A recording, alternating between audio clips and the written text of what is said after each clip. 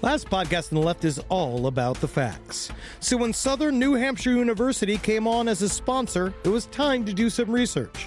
Turns out they offer more than 200 online degree programs, and get this, criminal justice and psychology are some of the most popular.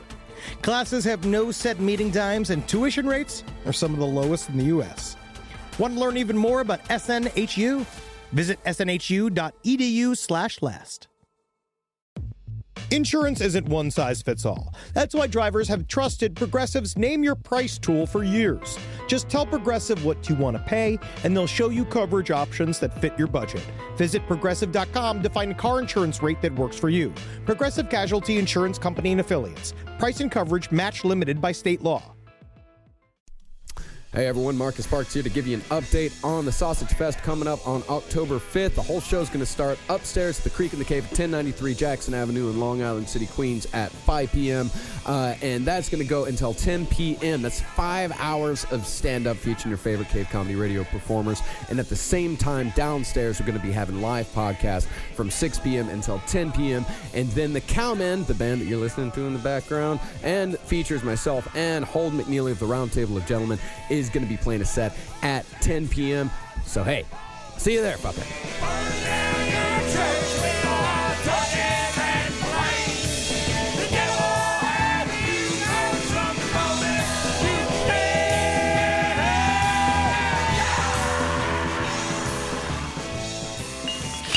There's no place to escape to. This is the last podcast. On the left. That's when the cannibalism started. What was that? You know what I've discovered really riles people up to a frothy anger? Yeah.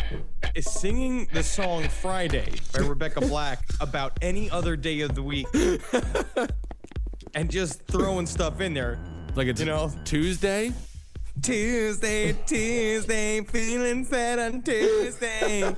It's Tuesday day, and nobody cares. The weekend's long away. It's Tuesday. Shut up! Good God, you weren't lying. That's unbelievably aggravating. It's Wednesday. No, all right. Welcome to the show, everyone. No, we're not starting off like that. It's too late, and so we gotta put out Thursday. Hollywood has changed you, Henry Zabrowski, and none of us are happy about it. Welcome to the I'm pretty pleased with it. Well, Marcus is happy. Good. Are you happy now, Henry? You made Marcus happy, which means you did something wrong. Hi, everybody. Name's Rebecca Black. Remember me? Nobody else does. I certainly don't. Rebecca, you seem to age. You do not age gracefully, huh? I gotta tell you know what day of the week I don't like anymore? Fucking Fridays. Friday, right. Because the song that everyone made fun of you for. Yeah. Sick of fucking Fridays, huh? Got it. Yeah, well, I'll see you guys. I'm betting on a bunch of dogs fighting each other over a piece of chicken. All right. Well, I'm happy your life is going better than most of ours. I hope the black one wins. Well, probably will. All right. That's Marcus. I'm Ben. We're joined by Rebecca Black. Hey, it's me, Hollywood Henry Zabrowski. All right, let's just get into it. Yeah. Part 2, Chikatilo, Mother Russia. Things are about to get even more disgusting than you ever imagined they could. Him too. You know, the thing about this guy, again, he gets less charm in every sentence I read about him. Yep. He starts off at kind of a high note, just an abused child who wanted to do well for his mother and for his country, and now... Also, Ragnar posted a really interesting post about, comparing Andrei Chikatilo to the entire Russian idea, and it's very interesting too, because as you see, when he gets caught, it's in the year 1991 and he gets sentenced. It's like literally his whole life moves with the broken dream of Russia and the falling of the USSR. It's really interesting. It's very much. And I want to thank Sophie Godso for that beautiful song. Oh yeah, on the page. But I don't know why everyone thinks I'm always crying. Well, let's just say you are a giant sack of tears. I'm not saying I don't cry. I'm of German descent. When my dad's dad died, you know what he said to me? What? He said, "Hey Ben, your grandfather is dead. I cried a little this morning." That's it. And I said, okay. That's nice. But That didn't was he also perfect. say we have to burn the papers and hide his medals from the Fuhrer himself? Well, The time period's over. I can say what I want. Anything I want about your heritage. you're on fire, Henry. Well, let's get back into Andrei Chikatilo by listening to a fictionalized account of Chikatilo's life. This is a clip from a movie that starred Malcolm McDowell back in... This is Chikatilo's version of the game. This is big. Right? This is from a movie called Evalenko. So insert your Juggalo ICP jokes there. First time you've seen a real man. Scared. But you like it too, don't you? Be honest. He's talking to a little girl. He's got his pants down. You can touch him if you want. Him? Here, give me your hand. No? Oh, she doesn't want to. He wants to be your friend. He told me that he likes you. He's dying to show you what happens to him when you touch him. My God. He gets big. He doesn't, though. And if you treat him right, you're honest with him, he can do anything. There's nothing he can't do. What? Even fly? Even fly. And if you're very brave, he'll let you fly with him. Does that mean he can talk too? No. Now you're being stupid. He doesn't Yeah. trust anyone. Not even me? No, not you, of course. All right then, make him talk. All right. Make him talk.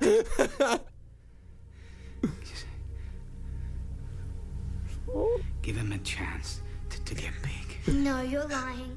He can't talk. He can't because he's dead. All right. Well, that was the most disturbing audio we've ever played on this show, and I think we've had some 911 calls where a woman dies. Yeah. I love that. Yeah, it can fly. Yeah, his penis can fly. Oh, yeah, it can fly. God, it was a. Both have been surprised if he was like, "Can you make him talk?" And then it was like, "Hey, little girl. Yeah. Hey, kind of have some problems standing up. If you know what I'm talking about, maybe give me a chair or something." Anyways, I'm gonna kill you. I feel like the mouse in that movie Dumbo spoke about Dumbo the same way. Yeah, he can fly. Yeah. It also magical- felt sort of like a Cinderella vibe. I was waiting for it to turn into like or like the Pottsberry clock fat man. Right. From Beauty and the Beast. So that's actually a charmed version of Chikatilo. That's a much charmed version, yeah. And that, of course, and that was at the beginning of his career, which we covered last week. That was more of the molesting school children part of his career, but we have moved past that. We have now moved to the year 1982, in which at this point he has killed 8 people. I And want a new dog when it won't make sense. So he's out. 1982, man. The airwaves were full of Huey Lewis and the news, but Russia didn't get it. They just got the solemn chimes of a bell letting everyone know that the bread ran out. Oh, I love that chime. So he's on to his White Album. He started to take some drugs, and he's getting a little bit more wild by the moment, huh? well, let's talk about the victim selection that he had, how he chose his victims. Because his victims were very wide and varied as far as who they were, what class they came from. I mean, because, you couldn't really make a connection between a 44-year-old alcoholic prostitute and the 11-year-old stamp collector. Like, there wasn't a whole lot. Unless you're talking about the fans of Jennifer Lawrence. That's everybody. And That's true. He didn't care. It's absolutely everybody. Everyone loves her. Can we talk about Jennifer Lawrence for a second? Holy Lord, she is one. That is a beautiful woman. So it didn't matter whether it was an older woman, a little boy. It didn't matter at all who it was. All he wanted to hear was screams. All he wanted to see was blood. He never searched out specifically a woman or a boy. All of his victims, it was all at first opportunity. He would just pick people until finally one of them went off with him to eventually be brutally murdered. Right. Because that's what they said too, is that like literally any sign of resistance, he would let it go. Yeah. Like he didn't want any, because the idea was that, I mean, he couldn't get his pee-pee all hard, so he couldn't, anything that demasculated him, he couldn't deal. Yeah. So if we did, let's just say, look at some of the nude pictures of Jennifer Lawrence that were released, we'd be like, we were aroused, and then be like, what do you like, Chikatilo? And we'd be like, love that movie Hostel. I've been jacking off to that movie Hostel hostile like nonstop. And he killed. I just feel like maybe Russia could have used more like, pumping sounds of screaming into the streets. Make it more like a Halloween Horror Nights. And then he would have been fine. Like he would have just been hard all the time and he would have just maybe have been president. I think it would be creepier and worse if he got off to the sounds of laughter. Yeah? That's more disgusting. Really? Nah, not really. He killed no heterosexual men whatsoever, as far as men goes, because, first of all, men hated him. He could sweet talk women, he could sweet talk children, because you remember, he didn't start killing until he was in his 40s, so he had kind of a grandfatherly look about him. And the other reason why he was able to lure children and women away is because in Soviet Russia, standing in line was a fact of life. Right. You stood in line every single day, and of course the buses were terrible, and he picked up most of his victims at railway and bus stations, so they'd be in line together, they'd start talking, they'd form a sense of camaraderie, and then he'd say, you know what, why don't we go for a walk? The women, he would pretty much just say, like, okay, let's go relax. So that goes in Russia, you'd be like, are you miserable? And be like, yeah, I'm miserable. Are you miserable? I am too. We have so much in common. Yeah. Let's go to the woods. You got me waiting for a bus for 45 minutes. I'd much rather get my organs cut off and my nipples shot off by some fucking grandfather killer. To some degree, he was doing them a favor. And that's how bad Russia was. He was only 40, and everyone's like, Grandpa. And of course, he was a sadist, a complete and total sadist. And in hardcore sadists, it does make sense for them to move from heterosexual objects to homosexual objects and eventually to homosexual pedophilia. Because in their mind, that is the escalation of depravity.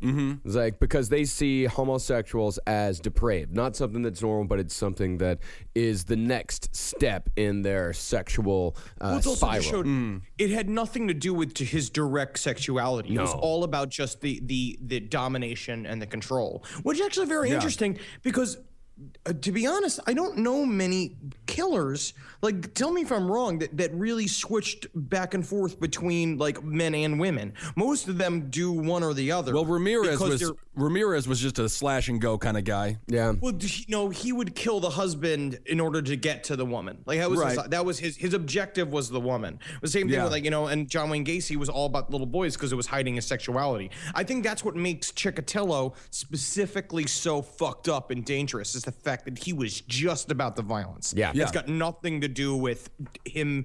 It's got nothing to do with the sex at all. No. And speaking of the violence, let's get into what he actually did to the victims. He ripped open their stomachs. He sliced off their sexual organs. In most cases, you would slice off penises, testicles, and nipples, and then he would chew on them. He would never eat them. He'd never swallow. And he actually made that a big deal in his confession when he was saying, he was like, I do not eat. I'm not a cannibal. I just like to chew on them.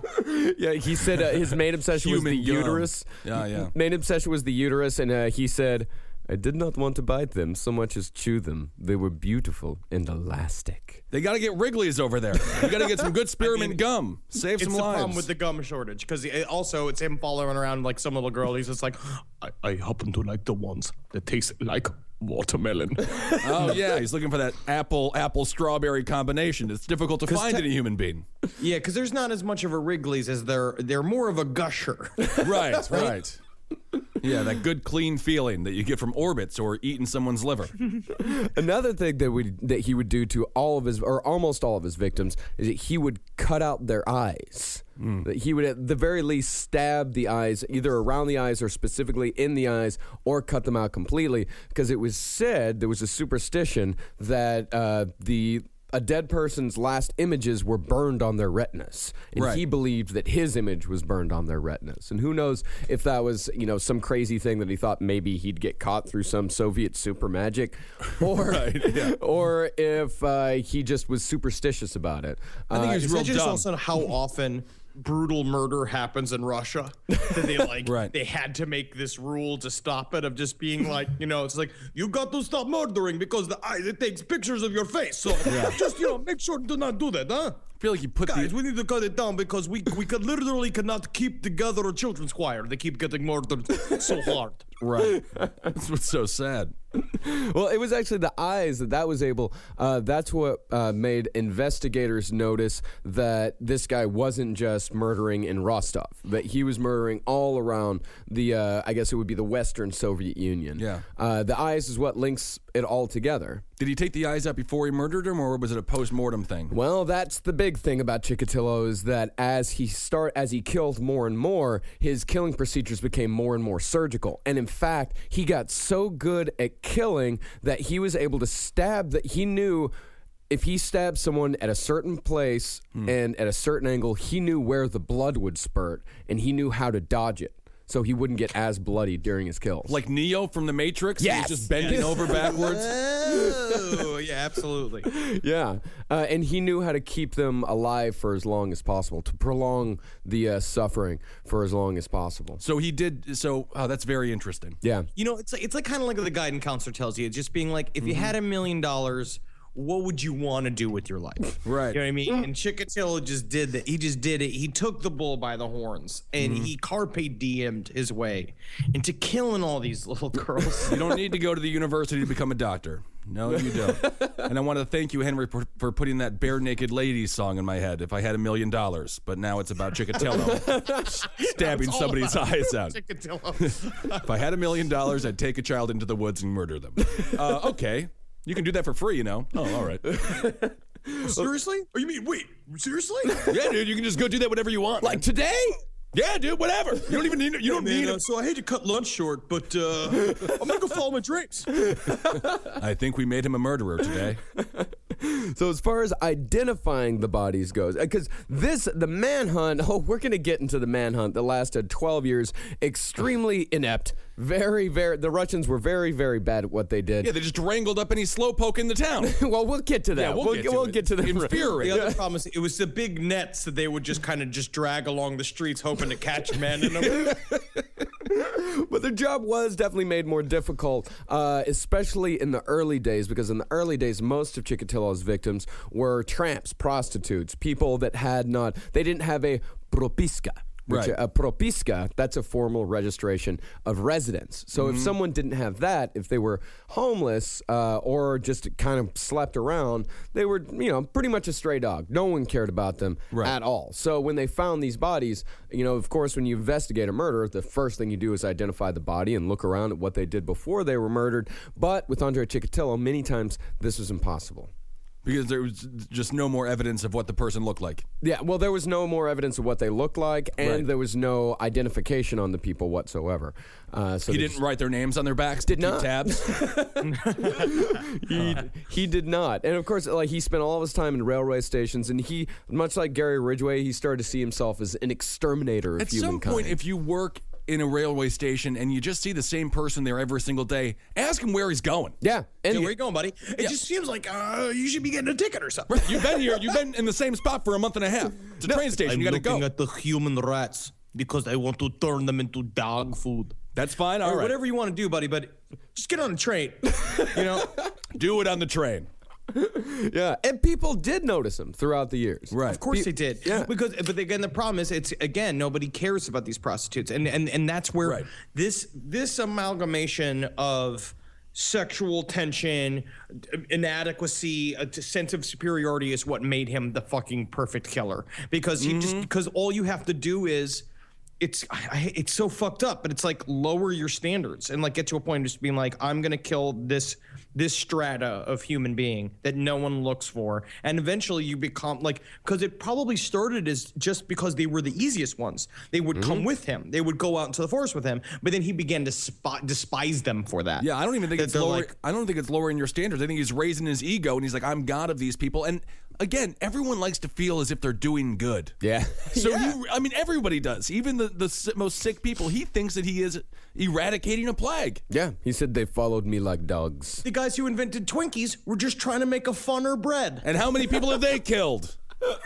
Thousands. Well, by December of '82, he completely. This is another thing that makes Chikatilo special, or maybe just makes the Soviet Union fucked up. In December of '82, he started killing people of higher. So he started killing children. He killed this girl, Olga Stolmachinok. He picked her up at a bus stop, took her to the woods, and murdered her. They didn't find her body for 4 months, and then only by chance. But in the interval, the police received a message. It was addressed to parents of missing child. It read, "Greetings, parents. Don't get upset. She is not the first and not the last. Before New Year, we need another 10. If you want to find her, then search among the leaves on the Vodorovsky Pataskoski." And it was signed, Sadist. The Black Cat. The Black Cat. That's as badass as you can get. The Black Cat. Sounds like you're about. Never trust the Black Cat. Oh, I cross your path. I swipe at your pant leg with my claws. I kill the girl and I chew on the uterus. Oh, Black Cat having fun. All right. I like everything except for Black Cat. Maybe we can call you the Ravenous Beaver. How does that sound? Black Cat. The corn on the cob killer. Oh, that's a great one. Him just biting all around the sides of their torsos. Unfortunately, the letter was a hoax. But, I couldn't pass that up. No. Absolutely. It is a part of the story because that letter was a part of the investigation for many, many years. And it's it's sort of similar to the Zodiac, these people who are like faking it. Yeah. He's a real celeb now. Yeah, He's in the papers. He didn't even know about the letter until they arrested him because it was almost like the Zodiac, like it was this weird piece of the puzzle that no one could really figure out. Because crimes were happening everywhere. Yeah. It was all over. It was all over Russia, like the whole Rostov area. They had a wide area of who could be doing it because there was a bunch of different clues, especially because it seemed like he was becoming a surgeon. So they started thinking he was a doctor, and then they started thinking maybe he was a cop because he knew how the cops were operating. And so it could have been everything. By the way, that's how bad Russia was. They legitimately thought it could be a doctor. Well, they thought how good was a slaughterhouse worker, right? But still, doctor could be. It's not the Black Dahlia murders, for Christ's sake. I'm sure these murders weren't that unbelievably artistic or scalpel. And the poor sadist Black Cat was just like a guy named Javar wearing like a cat costume hat, like in an old shack. Like, no one will believe that I am a cat. How I wish that I could just jump from tree branch to tree branch. Black Cat is terrifying, actually. Now that I think about it, it is very scary. Yeah, just a big drunk Russian man hanging out in the sun, just slowly blinking at people. This podcast is brought to you by Squarespace. Squarespace is an all-in-one website platform that helps you stand out online. Yes, that's right. You don't have to smash your face with a hammer. You can just start a business. It's got everything you need on Squarespace, from securing your domain to building a professional site and showcasing your work all in one place. Let's say you want to show everybody how you can carve your ribs out of your lower abdomen so that you look more like a Ken doll. That's amazing. You can bring your vision to life with AI-powered design or curated templates, plus flexible editing tools that helps you create something that truly reflects your style, especially if you are somebody that is trying to corrupt the young men of America. That's what Squarespace is really going to help you. Squarespace makes it easy. It makes it easy for you to put all that together, and you just go to Squarespace and do it all. Thanks, Braden. Head to squarespace.com/left for a free trial. And when you're ready to launch, use offer code LEFT to save 10% off your first purchase of a website or domain. Summer schedules can get busy fast with camps, vacations, sports, family time. And, every single time Carmi eats a block of dark chocolate, we got to take her to the emergency room. You know how much time that takes, all right? IXL makes it easy to keep learning part of the routine in just a few minutes a day. IXL is an award-winning online learning platform that helps kids truly understand what they're learning, whether they're building math confidence, strengthening reading and writing skills, or reviewing science concepts. From pre-K through 12th grade, IXL offers personalized, interactive learning that adapts to each child's level and pace, which is great because Carmi has been really slow in biology, and Wendy has really been struggling with American history, mostly just because she doesn't agree with the way it's being taught. So it's really important. You make an impact on your child's learning. Wendy, as soon as she gets her chicken, she is ready for all of her lessons. And Carmi just really has to eat 5 or 6 bites of liver, beef liver, chicken liver, and then she can really get down to, I'm hoping this is the year she reads To Kill a Mockingbird. So really, IXL, thank you. Make an impact on your child's learning. Get IXL now. And Last Podcast on the Left listeners can get an exclusive 20% off at IXL membership when they sign up today at IXL.com/left. Visit IXL.com/left to get the most effective learning program out there at the best price. Hey there, everybody. Is your cell phone bill too much money? Are you getting that bill and you're like, hey, what is this? I can't believe for what? For 5G? Are you crazy right now? $100? I don't even barely got any bars when I'm just sitting in my living room, okay? You don't have to deal with that anymore. Are you ready for this? $15 a month. That's right, $15 a month on Mint Mobile. Yeah, baby. Get their wireless plan, because they're just sitting there on the T-Mobile 5G network, and it's just $15. Your whole life, you're just paying all this money every month. You're like, why? Where's it going? It's going to these phone companies that are robbing you. So go to Mint Mobile. Let them help you talk to your mom. So get your new wireless plan for just $15 a month. Go to mintmobile.com/LPOTL. That's mintmobile.com/LPOTL. Cut your wireless bill to $15 a month at mintmobile.com/LPOTL. That's it. There's no catch. Upfront payment of $45 for 3 months, $90 for 6 months, $180 for 12 months. Plan required, $15 per month equivalent. Taxes and fees extra. Initial plan term only. Greater than 50 gigabytes may slow when the network is busy. Includes up to 20 gigabytes hotspot. Capable device required. Availability, speed, and coverage varies. See mintmobile.com. Yeah. Okay, walk faster, walk faster. I think we saw the black cat. Maybe that's where the myth comes from. If the black cat crosses your path, you have bad luck. Just a fat Russian man. Yeah. Because the black cat man of the village may accidentally pee all over your shoes. No, he's just marking. He's just marking his territories. It's fine. So the police, of course, at this the police were never idle. They never stopped searching for the guy, but unfortunately, they were very bad at what they did. Drunk. Oh yeah. Well, that was one of the reasons why men hated Andrei, because Andrei didn't drink. He refused to have a drink with him, and in Russian society, if a man didn't have a drink with you, you couldn't trust him. And this is the only good thing about the Russians. Never trust a man you can't have a beer with. It's literally the direct opposite. That's why he stuck out of crowds. They even said that over and over again. The reason why he wasn't like everybody else is because he wasn't drunk and harassing people all the time. Right.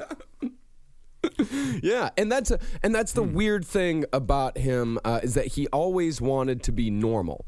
His whole thing was a search for normalcy, because he didn't drink, because he was impotent and all that. All the killing, it was a search for normalcy that he did in the most abnormal way possible. Yeah, because it was a sense of inadequacy, because everybody had their thing. Everybody either had they had a wife and a family, or they were good at something. The men were all boastful around him. They all could do something, and he could do nothing. Yeah, they could slam a full liter of vodka and still get a boner. That's a physical feat. That's a physical Russian feat. That was in the Russian Olympics, but they didn't film it. How much can you drink and still get a boner? The drunk boner competition. Mm-hmm. So in the early days of Chikatilo's killing, he wasn't up to surgeon levels in the early days. He was still pretty hack and slash. Can we just say he never got to surgeon levels? Okay, well, we could say at this point he was more like an Old West barber. He didn't get quite to a Detroit street surgeon until later on. All right. So because the killings were so horrific, the police got it in their head that the killer had to be a black cat. Mentally handicapped. Mentally handicapped. Yeah. So they pulled in their first suspects, these two guys, Kalanick and Shubarov. They were residents of a special hostel for the handicapped, and they were arrested for trying to steal a car. And that is Russian for Boo Boo and Dinky. Right, Boo Boo and Dinky. Real names in American, they'd be called Boo Boo and Dinky, and everybody loved them except, they just had a problem with looking for uteruses. Man, that just reminded me of Bobo and the other guy from that great movie, Nothing But Trouble. Oh, man. Remember that? Oh, man, I can never remember the other one. Bobo and Little Devil. Little Devil. Yep. Yeah, glad we got that all cleared up. Thank God. So both men, of course, they were, and the book that I did the majority of my research from is called The Red Ripper. It's a fantastic fucking book, and it also has a lot to say about like Soviet Russia at the time. It's really good, but the guy kept using this term that I love. He kept saying mentally subnormal. It's so much more insulting than saying retarded. And in Russia, you just get the feeling they're like, I want to vote. And they're like, mentally subnormal. Absolutely not. But it's interesting. One thing that stretches the entire globe is a police officer's ability to go for the simplest answer immediately. Yep. They always just go for the dumbest or the people that are just the simplest to arrest. Yeah, and they, of course, they got confessions out of these guys. Of course they did, because they offered him one, like, they had a picture of a starburst. And they were like, yeah, look at that. You can get that in America. And they're like, oh, okay, I'll tell you everything. Yeah, they told them that jail was like a fun spinny ride. And they're like, me like spin. Right. But the policeman said that they weren't intelligent enough to make up a story that fit the facts so neatly, because they did identify with detail the places where the victims' bodies were found and how they'd kill them. But, I mean, we all know how coerced confessions work. Totally. Especially when you're working in Soviet fucking Russia. Right. You know, when you've got these police officers that are really trying to close this case. And it hasn't changed that much. Watch World's Toughest Prisons, Russia. That is very intense. And very quick sidebar that I read the other day. In Russia, the life expectancy of a prisoner is higher than that of a regular citizen. Isn't that something? And I also heard in Russia, you don't eat the meat eats you. Wait a second, is that Yakov Smirnov? Yeah, I've changed. But it's true though. What they talk about in Russian criminal justice, it's like 60% of confessions are coerced, right? And they rely on the confession. Mm-hmm. Like Russian police must get the confession. And It goes back like culturally to like the book Crime and Punishment, where they talk about how important it is because it's a symbol of admission of guilt and they need it. Mm-hmm. And so they'll do anything to get a confession. I mean, and Russians are not really known for their like delicacy. No, they are not a delicate bunch whatsoever. I mean, even in when they finally caught Andrei, and they caught him with a big bag full of knives and ropes, and there was plenty of eyewitnesses. But until they got the confession, they were like, I don't know if I can keep this guy arrested. Like they have 10 days. They can hold someone to 10 days before they and he's finally just have to let him go. Oh, you like my knife and rope collection? It is from IKEA.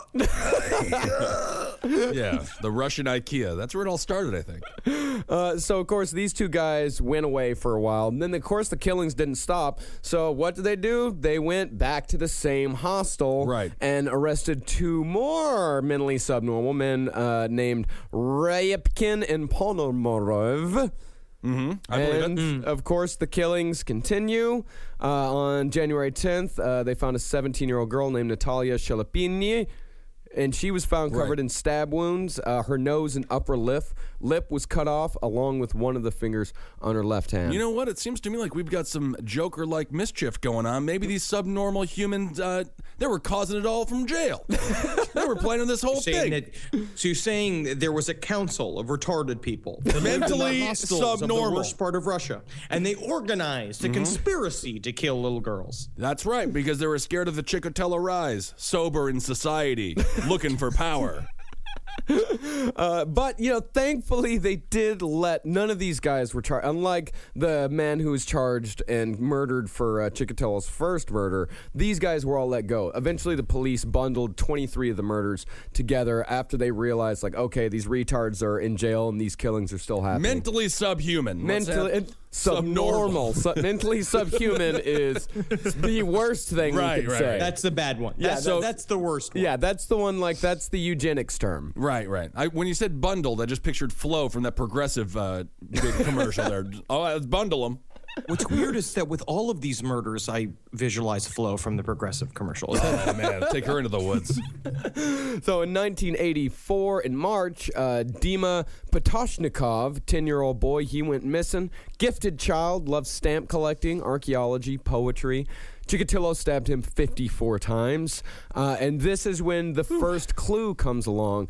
They found very small clue, but they found a partial footprint from a large man around the body, and an eyewitness said that she saw a man from behind walking with the boy, and she said he was between like 50 and 55 years old. So this is the first description that they have of Chikatilo in regards to this is also murders. he has been, because he's already been caught 2 times molesting kids.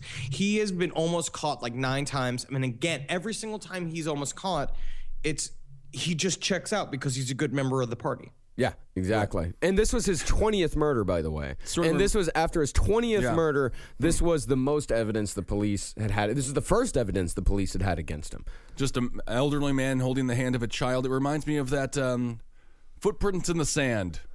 Remember that? That Jesus poem. It was then that I carried you. It was then, but I murdered you. Poem, does he take you to a remote location and cut out your uterus and chew on it? I'm not sure, because I never get to the end of it because I fall asleep. Yeah, something like that happens at the end. Yeah, we actually don't know.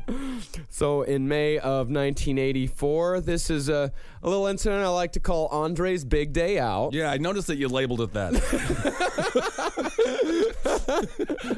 So I just imagine this whole thing taking place in a montage to the song from Hot Shots when they're having sex in the bed. Oh, yeah, with the eggs and the bacon. Oh, that was the hottest sex scene ever recorded on camera. It was great. Yeah. Oh, my goodness. So in 84, Andrei ran into a former quote-unquote lover of his at a bus station in Shakti, and she was also of subnormal intelligence, and they had met at a food cart where Tanya worked in 1978 prior to Andrei's first kill. So she found saying their first date was his first date with her was Andrei met a retarded woman named Tanya at a taco truck. Yeah. And that was how they fell in love. That was their love story. Yeah, because she said he was comparatively. Russia is so romantic. It is. It's like that First Pitch movie with whatever that woman is. She said he was comparatively charming. Meaning compared to like if you're not even like a fucking Don Juan to retarded woman, like how are you to a normal person? Yeah, compared to all the rest of the men she dealt with in the bus station at the food cart day after day. Right. Chikatilo was charming. Of course, they both started meeting in Andrei's sex shack. So he's like the most attractive guy in Alabama. Pretty much. Yeah. All right. Yeah, pretty much. So, and of course, he was, unable to get hard for her, and she got bored and moved on. 6 years. Is she used to it? I mean, it just seems. I haven't seen a picture of Tanya, but something tells me in my mind Tanya may be a square-shaped woman. She's of subnormal intelligence. I actually think Chikatilo not getting hard for her is the right thing to do. So 6 years later, Chikatilo runs into her again at the same station. Of course, he's killed 20 people at this point. So he invites... So what have you been up to, Andrei? So Andrei invites Tanya and her 11-year-old daughter, Sveta, out to a picnic. So Chikatilo had already selected the perfect spot for the kill. It was a dense, impenetrable fat patch of forest along a railway line, and the railway line was called Sadi, which means gardens in Russia. And the woman was drunk before Andrei even picked her up. I like her. So is this on one of those Plenty of Fish like profile breakdowns of the relationships at work? Well, let's see. Like, how about we meet at this place called an impenetrable forest lane? Yeah. And be drunk when I get you. Don't forget. So after 10 minutes walking from the station, Andrei gets Tanya to lie down for some sex time, and the child, the kid gets the message, wanders off with the new doll that Andrei had brought for her. Which is actually nice to do to a child if you're going to defile her mother. Get her a doll. So the two got naked. Andrei went down on her for a while. Ugh, that's the most disgusting thing yet.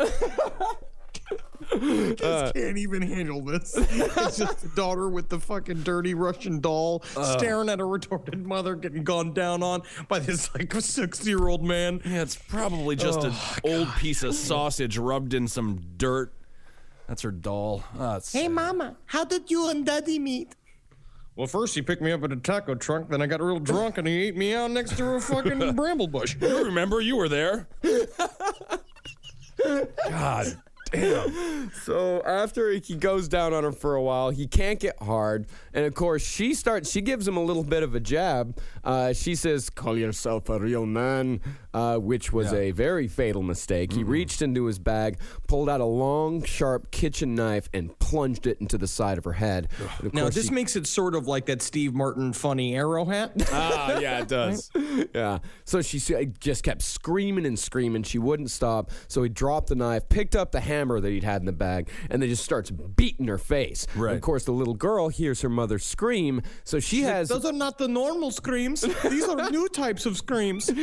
And so the little girl runs back to where she left Andrei and her mother. And when she gets there, the first thing she sees is a naked Andrei Chikatilo, stark naked, covered in blood, running towards her through the forest with a knife in his hand. He catches up to her. He takes her down with the knife. He gets the hammer. He fucking smashes her over the head. And her head, when they found her body, her head was 5 yards away, completely severed. Good God. Another thing, too, is like about these details come from Andrei himself. Yes. Right. When he's giving the confession later on, he loves these details, and he gives them everything. When we'll talk about it soon, but that whole confession, he gave it all of them, because by then he was like, because it's true, because it was time for him. This is his highlight reel. Right. This is him returning the kickoff for 99 yards. Right. Him covered in blood, run, cutting a little girl's head off. You know what I mean? Like it was a big get for him. Yeah, this is a real big one. I mean, there's one that he has later on that's, I would say a little more artistic. But this one is definitely running back the ball. Artistic, Marcus? Well, we'll get to it. All right. Yeah, you'll see. It's very, very disturbing. All right. So in 1984, that was the most intense period of killing in his entire career. I just want to go back. That's what you called Andrei's big day out. Yeah. Okay. All right. Just to clarify, everybody. So when I'm reading these,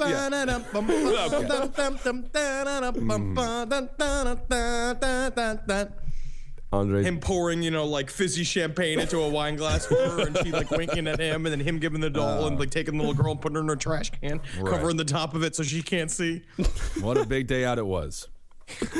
So in August and September of 1984, 10 people fell to Andrei's knife, more than one a week for 2 months. And even more boldly, he was killing people who would be missed. He wasn't just killing prostitutes. He was killing children.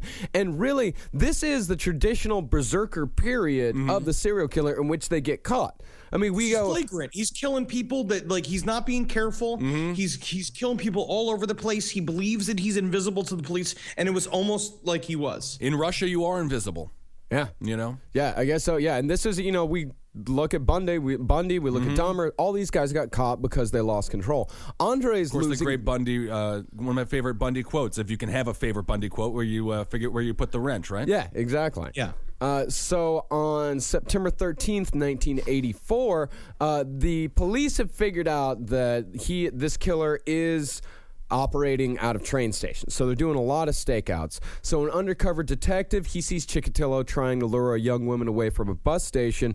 They arrested him. They looked at his belongings. They found a knife and a rope. They started going into his background, and they saw that he had all these molestation accusations against him. His physical description matched that of the witness earlier, and his foot size was around the same as the footprint that they had.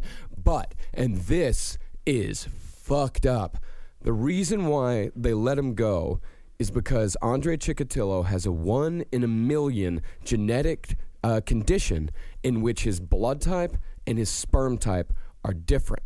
So they took his blood, because they had, of course, sperm, because he ejaculated in his pants quite a bit. They had his sperm. You need sperm? Because you could just scrape my pockets. I mean, bro, that's like what I do, man. I'm like a little sperm bank. If you look at the fly of my pants, it's like a sperm apartment building, dude. So they had sperm samples, and the sperm sample was AB, but they took Andrei's blood, and his blood type is A. Most of us, our blood type and our sperm type are the same. Sure. But Andrei, 1 in a million chance. So since the blood and the sperm didn't match up, they let him go from the railway station. Yeah, again, a slightly weird way that it made him the perfect killer. Right. Like it's this thing of like that. It's just an added thing that added to his invisibility, and we're gonna see this too when we cover things like Luis Garavito, his South American serial killer who killed over next to 300 little kids. This he can operate anonymously. Yeah, I thought so. He hangs out at train stations a lot.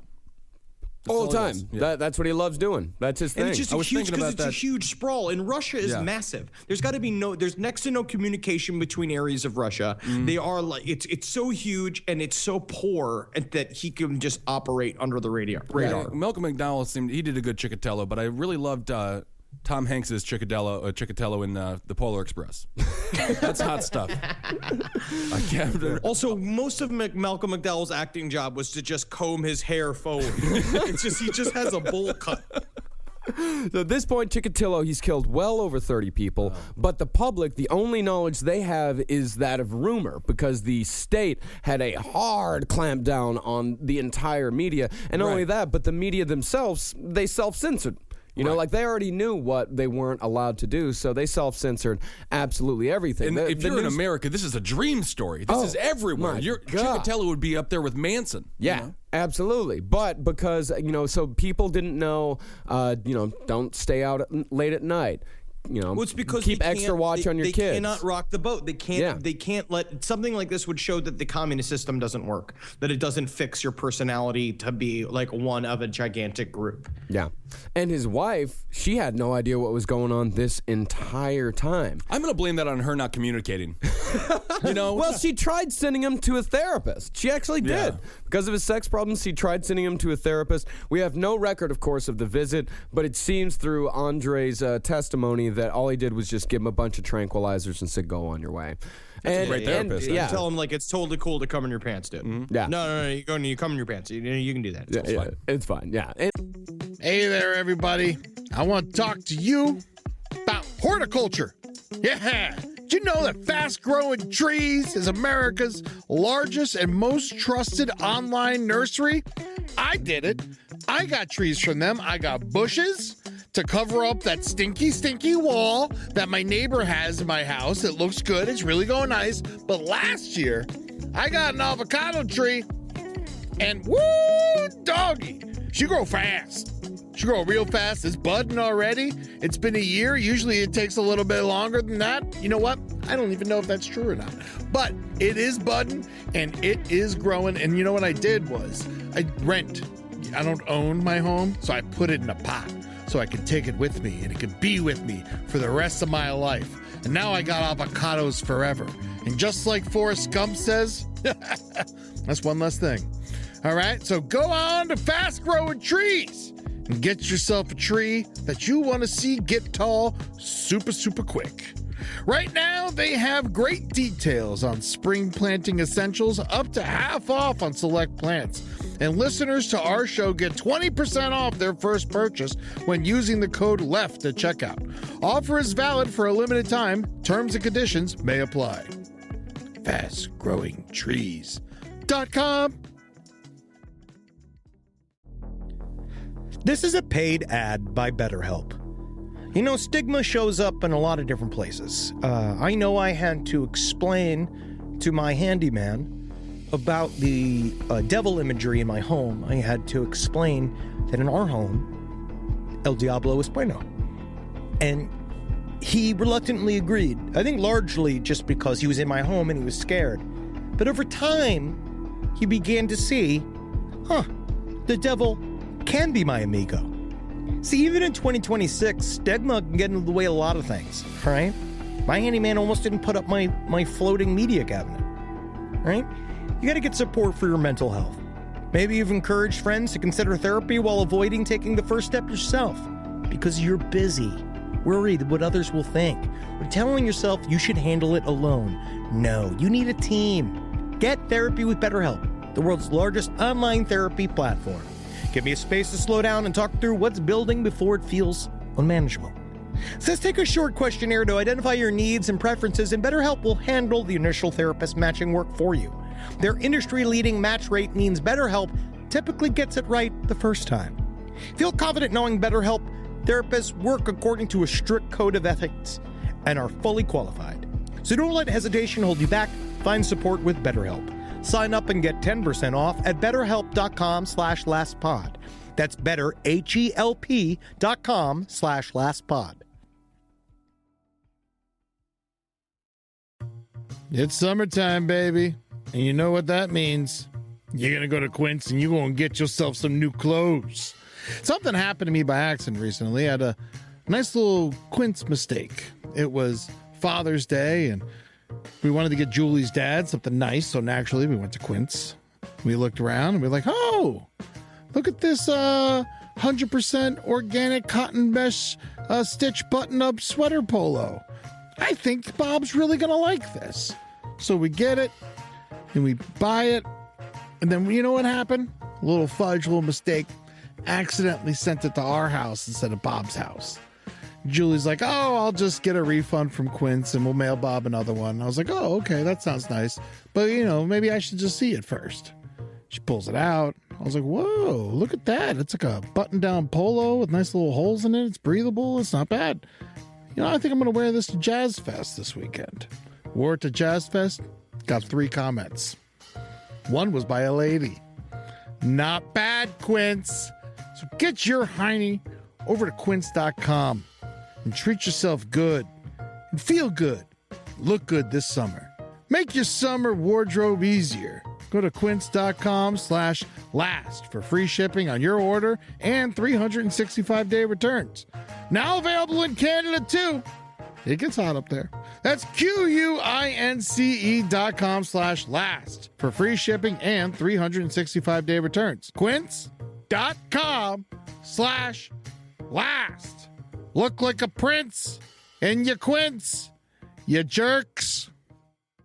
So Andrei, after he killed, he'd wait a few days before he would go back home because he was, if nothing else, patient. Yeah. He was patient. And during his berserker period, it's possible that he didn't get caught because he didn't go full-on berserker like Bundy did, breaking into a sorority house and just beating women with a log. He still had the exact same MO. He still, if someone didn't go with him, he still, if someone showed any resistance, he still would move on to the next person. But he was just doing it every day. Right. Or every week. It's like a door-to-door vacuum salesman. Yeah. Not everyone's going to buy, but sometimes they will.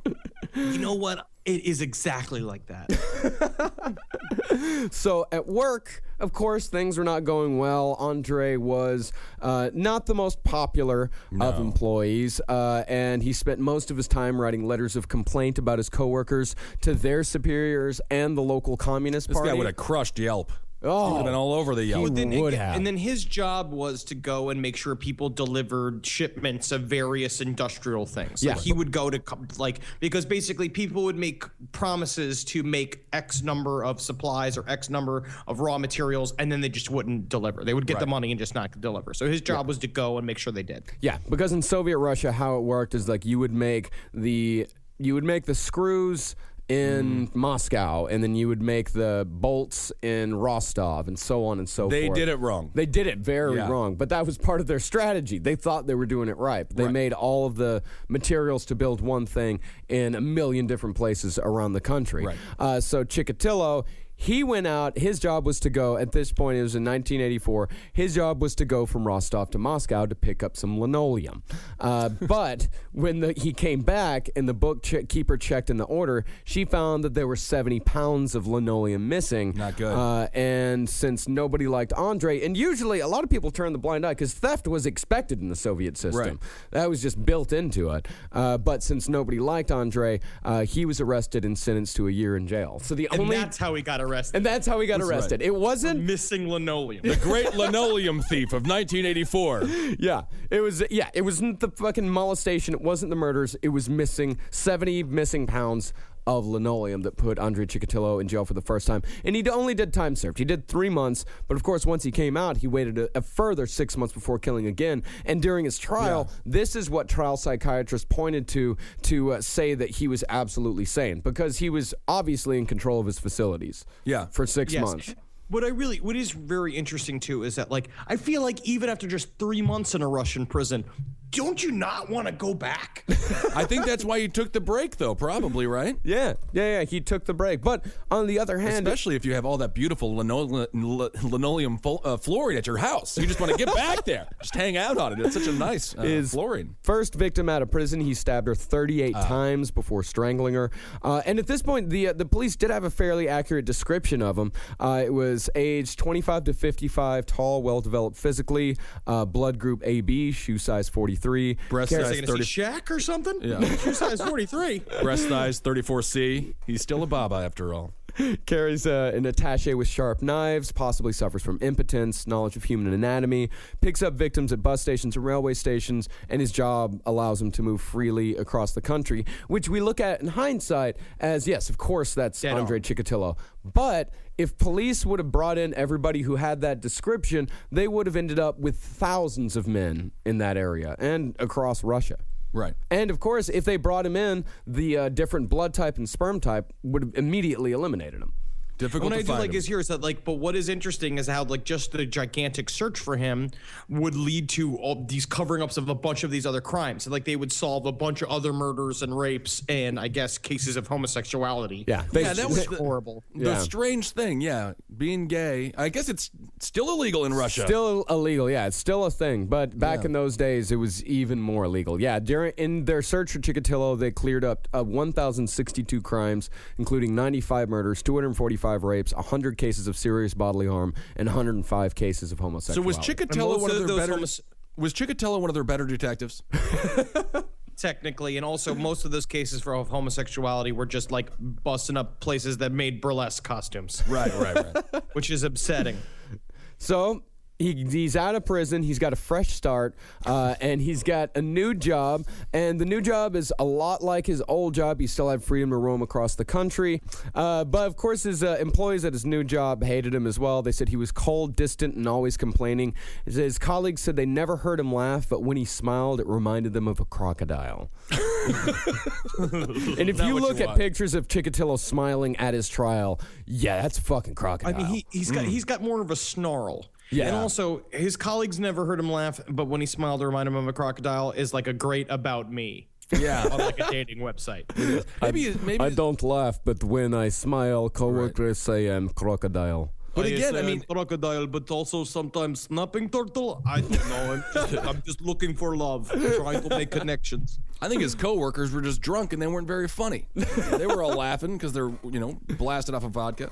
So by 1987, he committed 3 more murders across the Soviet Union. And this is a little slip up on his part. All of his business trips were recorded by his employers. So when investigators started investigating Chikatilo, they were able to look at the records of his business trips and cross-reference them with records of murders across the country, which was one of the big things that also helped sink him. Coincidence. Yep. In 1988, he killed an additional 3. The objects of attention in the killings pretty much remain the same as tongues, nipples, genitals. But by the late 80s, much more precise. Like I said earlier, he could avoid spurts as he stabbed and slashed.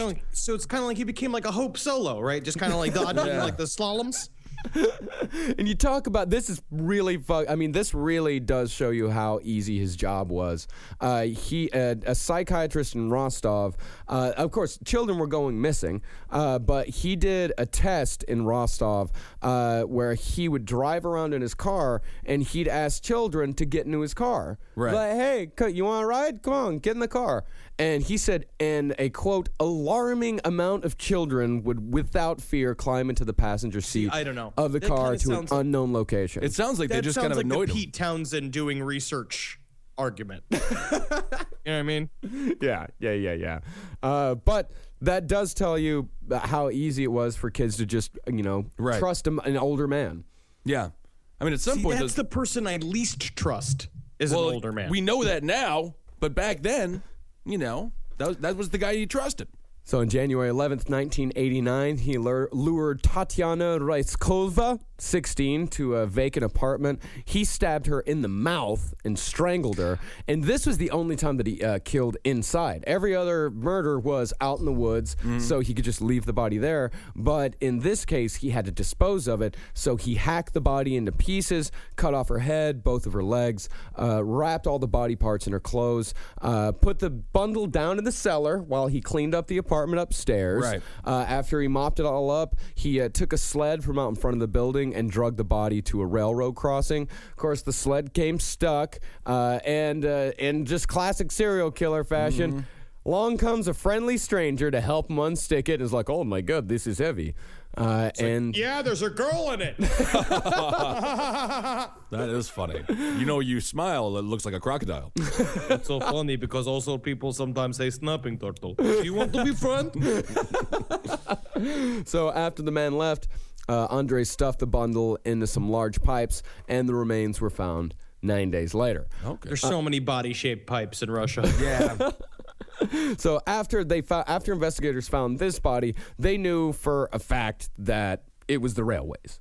Everything. The railways were the key to this entire operation. So the Russian police began a stakeout. As many as 600 plainclothes officers were on the case at one time. So some of them had to lie in pits that they dug along the side of the road and cover them up with branches and leaves. No one will notice you. Everyone's gonna think you're a bush. A big hat with leaves on it instead of being like, I am tree. No one look at cop. The rest is tree. And there were also police women decked out in short skirts and heavy makeup. And Chikatilo never even came close. Because they looked ridiculous. Yeah, he knew. So if police were concentrated on Rostov, he would move to the town of Novotorosk. And it was discovered that he was killing there. And the police would move some to Novotorosk. That would weaken Rostov, so he would move to a third city. He would go to Shakhty, and then once the investigation went there, he would go back to Rostov. So it was just this big shell game. It's kind of funny if you play that Benny Hill music behind it. It seems like that there's a term for this type of investigation, which is it's some sort of trap where the idea is to like kind of smoke them out. I was just gonna say it reminds me of the Australian serial killer episode when they put the shotgun in the bush and they just tied the string to it. Yeah. And that didn't work either. No. So that summer, Chikatilo killed 4 more times. 3 of them were little boys. He killed a 10-year-old boy named Alosha Kobatov. And, of course, Alosha was fascinated with horror movies. It was around this time that, the Soviet Union started becoming a little bit more open. This was during the period of Glasnost, in which things were starting to open up in the Soviet Union. And so horror movies were coming to town, and they used to show them at these places called video salons. And they would. I just feel like in Russia they would watch horror movies, and they would just be like, oh, "This is very funny comedy, but where is the horror?" Yeah.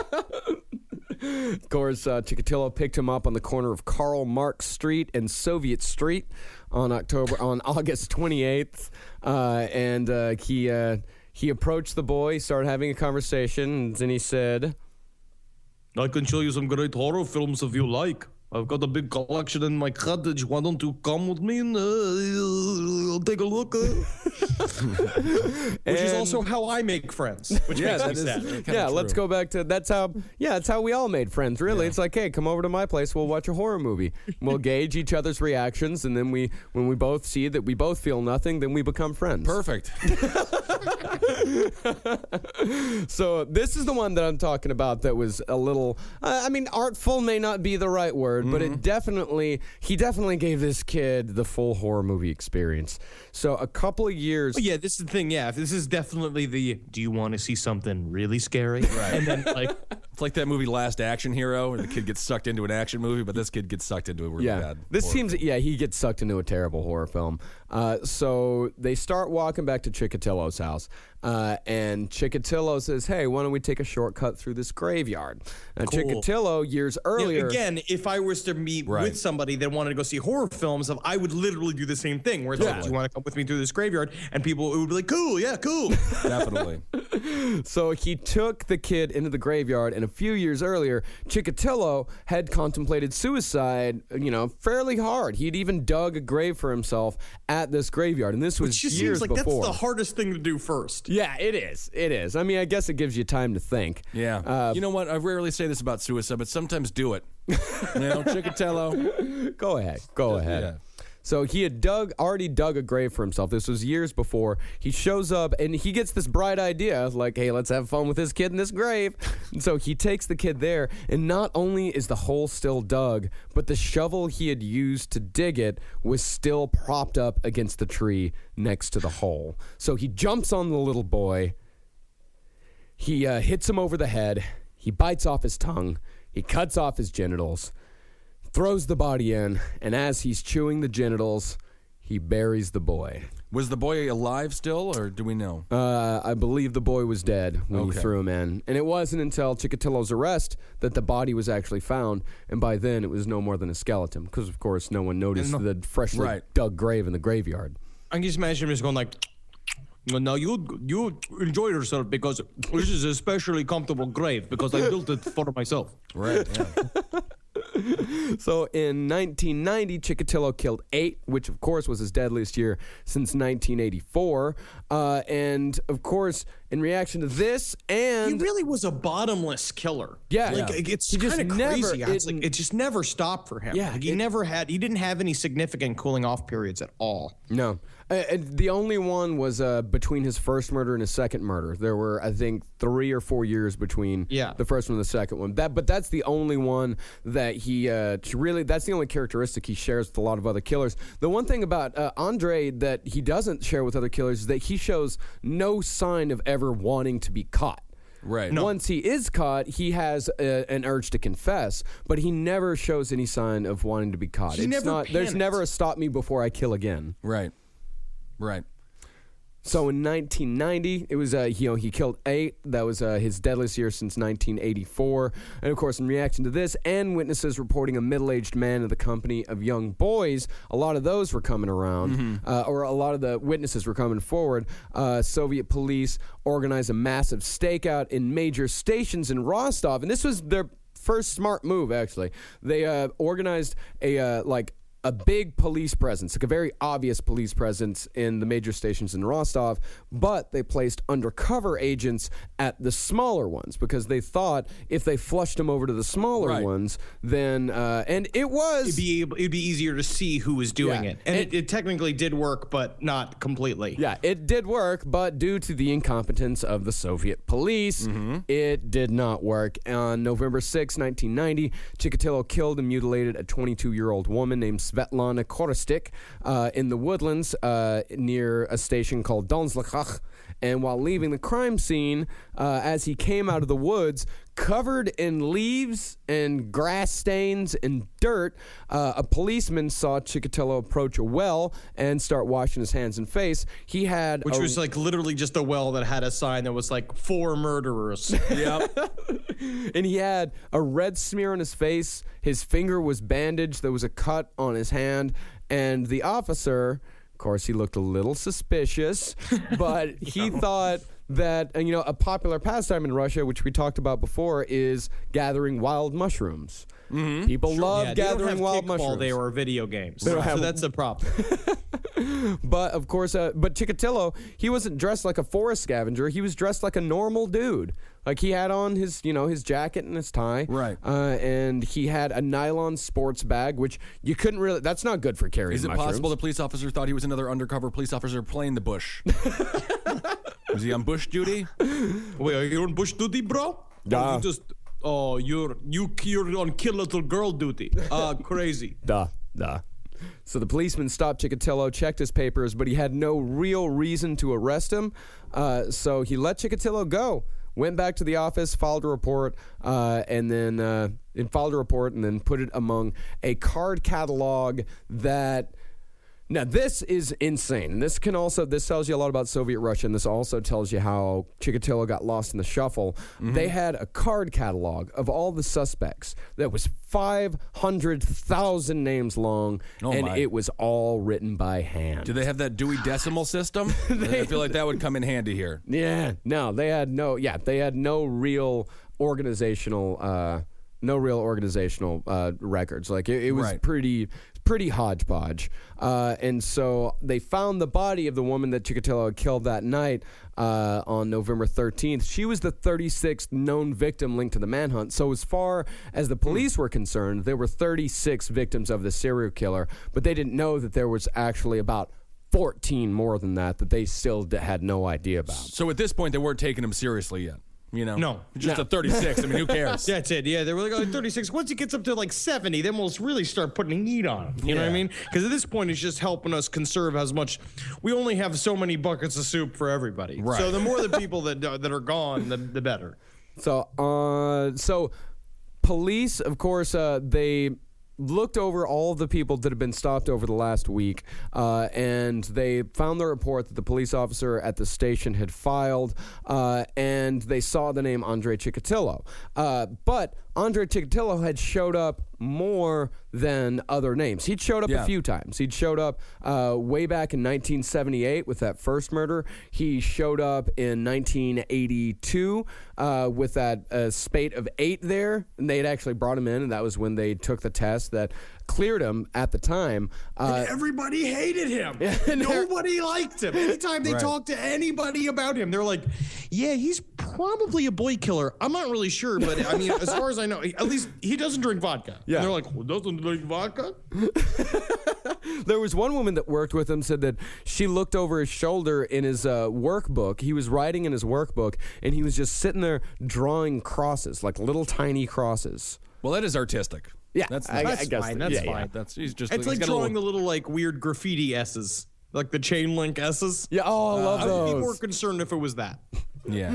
So police put Chikatilo under surveillance, and they saw him approach lots of young women and children, and of course the woman or child would break off. Chikatilo would wait a few minutes and then seek another conversation partner, and so finally after 6 days they hadn't seen him do anything, and Chikatilo apparently didn't know that he was being followed. He left his house on November 20th with a large jar that he had filled with beer, of course, ostensibly to go find a hooker and say, hey, let's go relax. Just a hot jar of Russian beer. Yeah, it's disgusting. Disgusting to me. And as he exited a cafe, 4 plainclothes officers walked up to him and arrested him, and he made no attempt to resist. Yeah. Yeah, because then it's just like, all right, let's just do this. Yeah. Let's get this going. Yeah, Come on. And so he, after 10 days of interrogation, he finally began to confess to the murders. The reason why they had kept him, despite the discrepancies in the blood and the semen type, was because a couple of years before, there had been a Japanese report out that said that it is possible for someone to have a different blood and a different sperm type. It's a 1 in a million thing. But that wasn't something that was discovered until, relatively recently. And around like the 90s. So it was really he was just acting like a Times Square Elmo, just going around and harassing random people, and they would branch off. Yeah. And pretty much, yeah. And the video of the confessions, because basically it's him in a hot room of all shirtless Russian men screaming at each other, and then it cuts to him with like dolls of little boys, and it's just like because it's voiceover on the documentary, but it's just him just going like I stabbed her and I stabbed her, and then like chew, and then him going like like chewing near the genitals and chewing near the nipples and stuff, and like, he was very animated.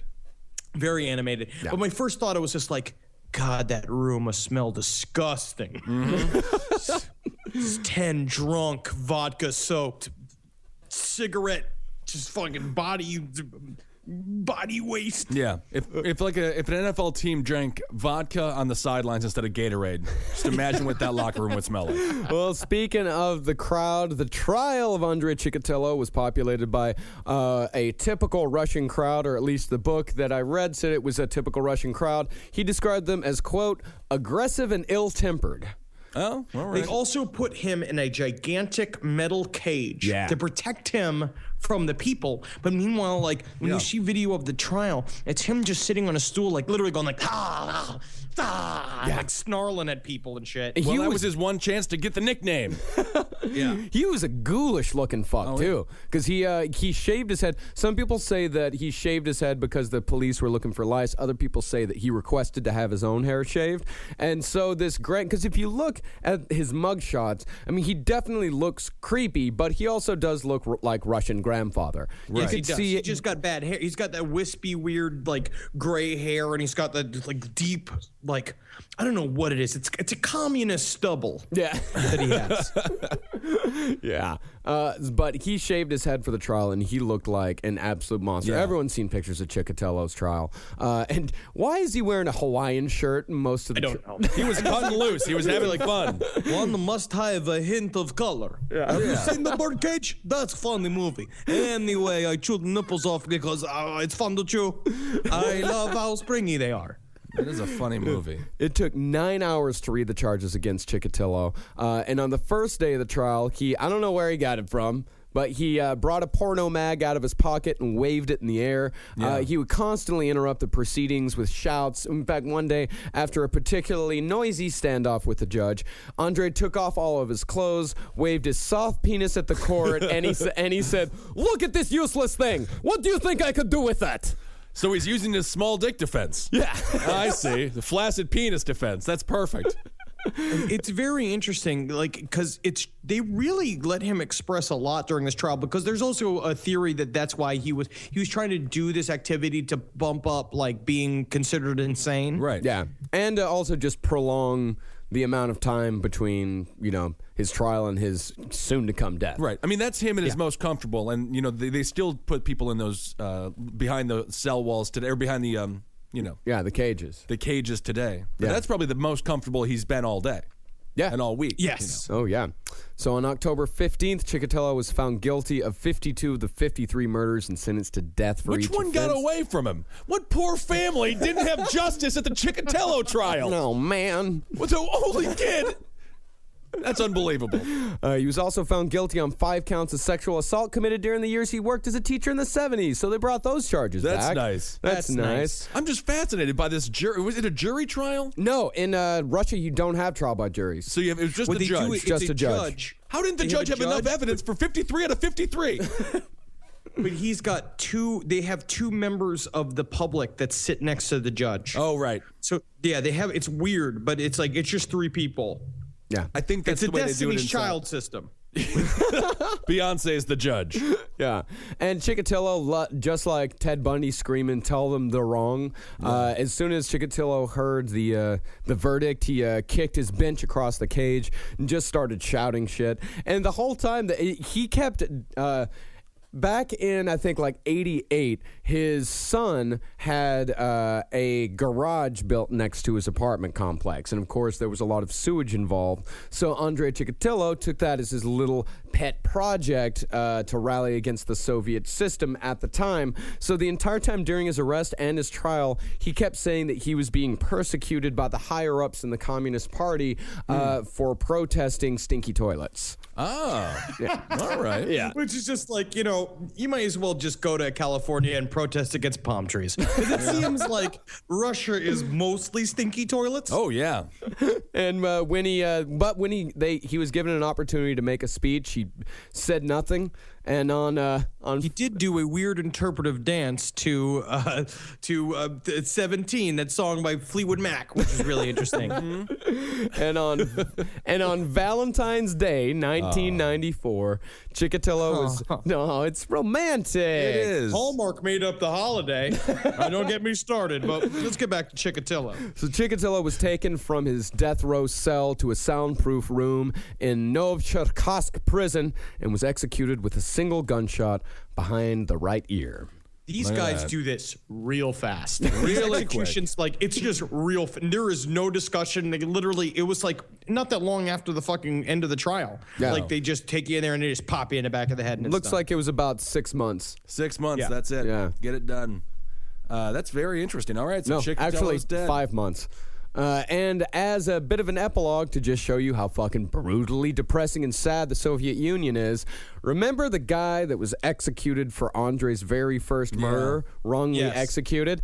So after Andrei's trial, after he was found guilty, prosecutors eventually tracked down the mother of the wrongfully convicted because they wanted to apologize to her.